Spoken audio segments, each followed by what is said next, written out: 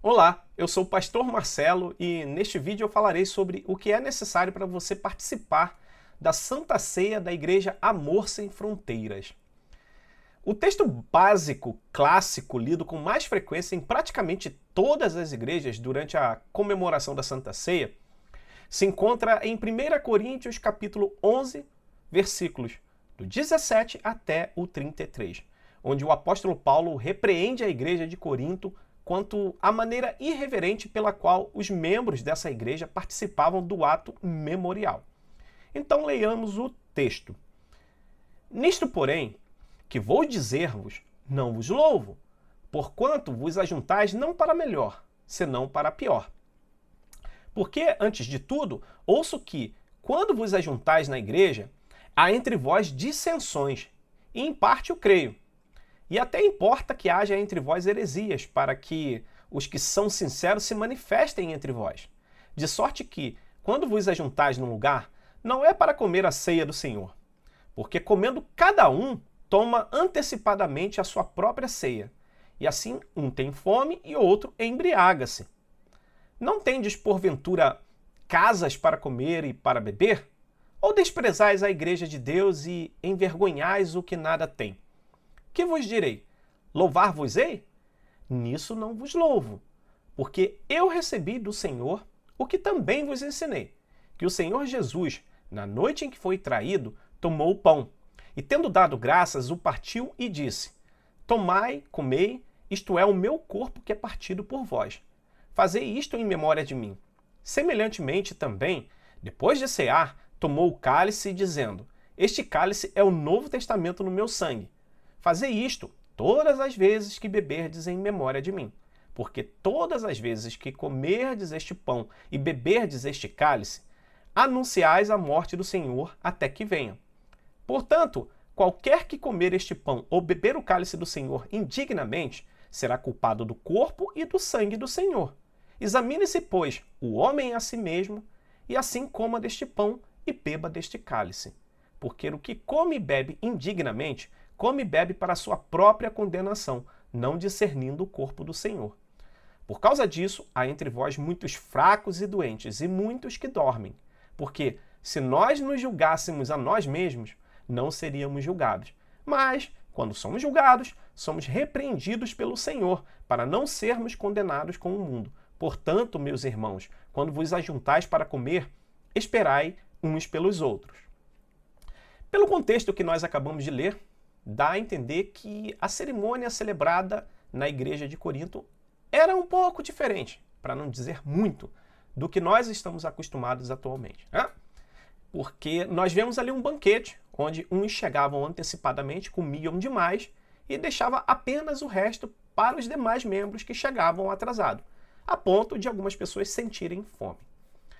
Você conseguiria imaginar o mesmo cenário acontecendo em meio a uma cerimônia tal qual nós a comemoramos nos dias de hoje dentro de uma igreja?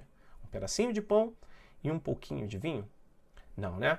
Não é possível. É porque, de fato, a Santa Ceia era uma ceia de verdade, onde as pessoas, os cristãos, se reuniam e comiam e comemoravam aquele momento. Isso acontecia com uma frequência razoável. A gente não sabe dizer exatamente se acontecia todos os meses, cada semana, enfim, mas acontecia com uma certa periodicidade, ok?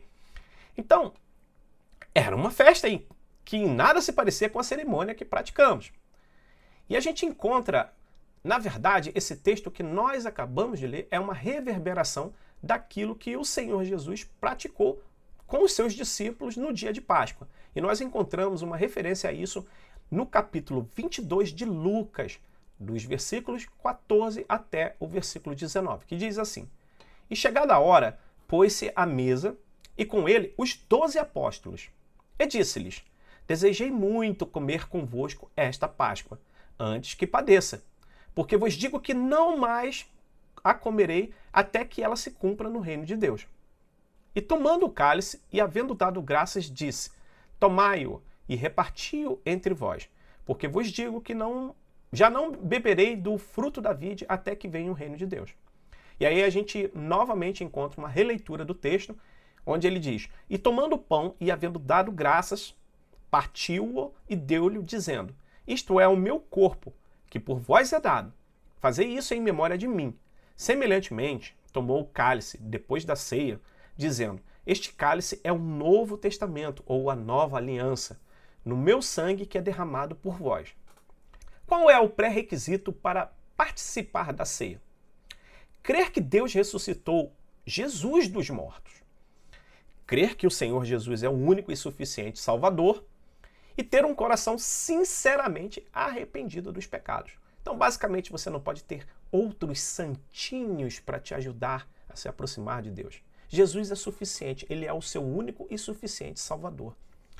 E você também precisa se arrepender dos seus pecados, o que é muito mais do que apenas reconhecer que errou. Bom, eu posso reconhecer que errei, mas é necessário eu sentir profundamente arrependimento pelo que eu fiz. Então, se você tem essa atitude interior, significa que você julgou a si mesmo.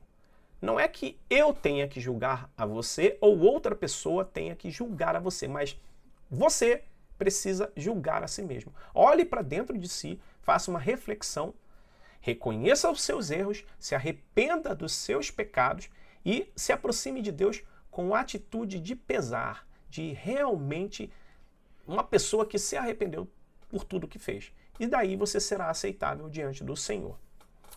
Precisa ser batizado para participar? Não, não é necessário. Essas coisas, embora muitas igrejas falem ou preguem que é necessário ser batizado para participar, na verdade a Bíblia não coloca nenhuma condição para a participação da Santa Ceia do Senhor.